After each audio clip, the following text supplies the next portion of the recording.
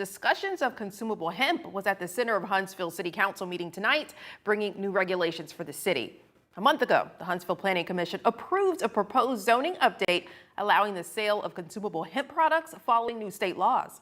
Fox 54's Gabe Glassman spoke with city leaders on the new ordinance, who say the reasoning behind the change spans further than city limits. Huntsville city leaders discussing new zoning regulations for consumable hemp. It's to better align the city with state law, which was enacted at the start of the year.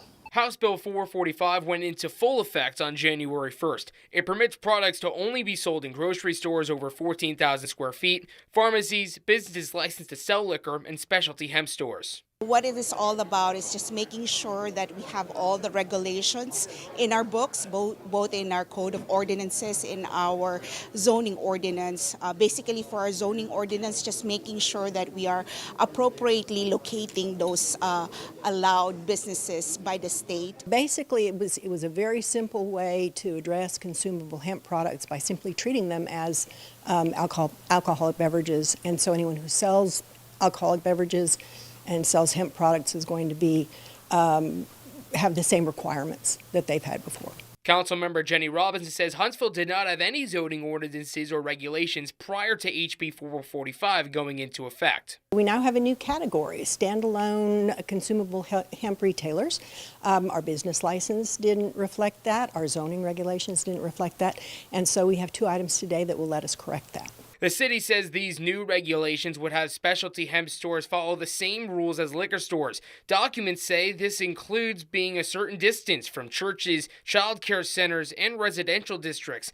Lady Kasama, a planner for the city, adds any hemp stores already operating before these regulations are in effect should not be impacted by new location rules. In Huntsville, Gabe Glassman, Fox 54 News.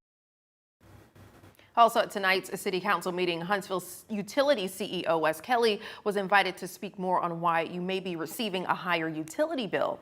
Kelly went into detail during his presentation about what impacts contributed to higher costs. He says the cooler winter weather had its impact, with units using more heat.